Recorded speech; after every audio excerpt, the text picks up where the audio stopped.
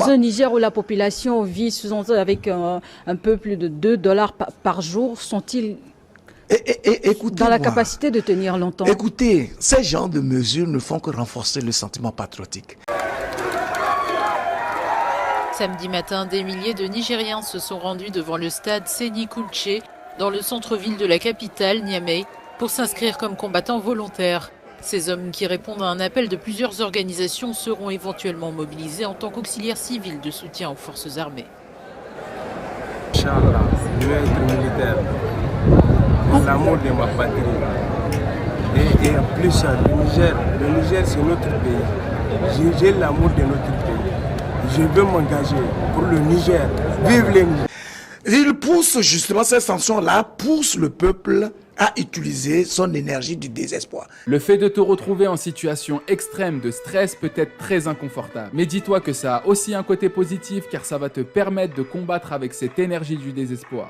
C'est-à-dire qu'à partir de l'instant où ces dirigeants et leur peuple se rendent compte qu'ils ne peuvent plus compter sur aucun partenaire fiable au plan international, ils se rendent compte qu'ils sont laissés à leur propre sort, ils reprennent les réflexes qui nous sont d'ailleurs imposés naturellement. Sun Tzu est un général à l'époque de l'Antiquité chinoise qui avait remporté de nombreuses guerres et batailles. Il avait pour habitude de donner une consigne bien particulière à ses soldats. Lorsqu'ils encerclaient un village pour le prendre d'assaut, il leur demandait toujours de laisser une issue pour permettre aux villageois de s'échapper. Et chaque fois qu'ils ont appliqué cette stratégie, ils ont remporté la bataille. Cette technique a fini par attiser la curiosité de l'empereur et il a donc décidé d'interroger Sun Tzu afin de comprendre pourquoi est-ce qu'elle était si efficace. Sun Tzu lui explique alors que lorsque les gens sont sur le point de se faire massacrer et se retrouvent sans issue, ils combattent avec l'énergie du désespoir. Et à ce moment-là, une femme qui veut défendre son enfant et n'a plus rien à perdre ou un homme qui veut protéger sa famille peuvent devenir de redoutables ennemis.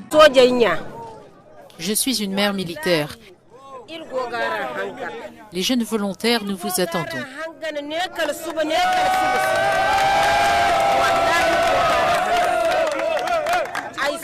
Dès maintenant et jusqu'à demain. C'est ce que j'avais à dire au nom de Dieu. On vous attend. J'espère que vous allez nous sortir de toutes ces difficultés. Et au contraire, lorsqu'on laisse une issue, les gens vont hésiter et cela va créer de la confusion. Moi, j'ai envie que nos dirigeants se disent qui sont les premiers hommes qui sont descendus sur terre.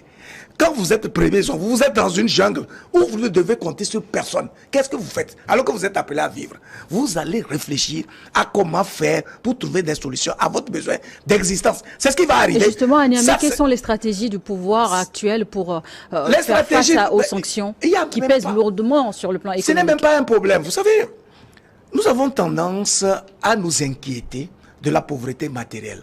En fait, le vrai problème dont nous souffrons en Afrique ici, ce n'est pas tant la pauvreté matérielle. C'est le fait qu'on nous ait enlevé dans notre esprit, notre capacité à croire en notre intelligence, en notre richesse intellectuelle, spirituelle, morale, etc., etc. Parce que c'est par là que part le principe de la création de la richesse. Écoutez, prenez Dubaï. Dubaï, c'est un désert, non? Mais aujourd'hui, qu'est-ce que le peuple saoudien a fait de Dubaï au point où il devient un carrefour touristique pour tous les peuples du monde? C'est leur intelligence qu'ils ont utilisée pour justement transformer cet environnement-là en un environnement paradisiaque. Donc, ce qui veut dire tout simplement que même si le Niger est envahi par le désert, sous le sable aussi fin, il y a beaucoup de richesses. Il y a des potentialités qui sont là. Il y a l'uranium, il y a beaucoup de richesses dans le sous-sol nigérien.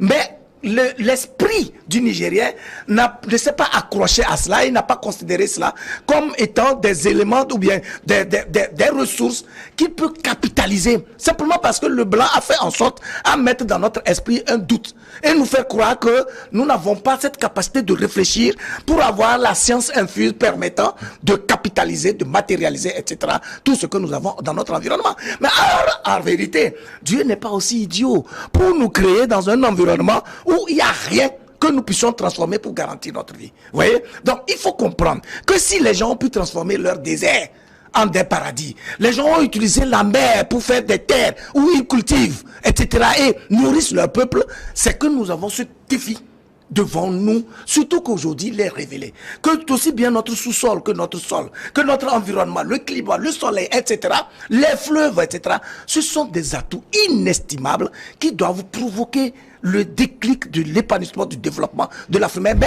à condition qu'il commence à croire en lui, en son intelligence et en sa capacité à transformer son environnement. Lorsque le monde est en paix, un homme de bien garde son épée à son côté.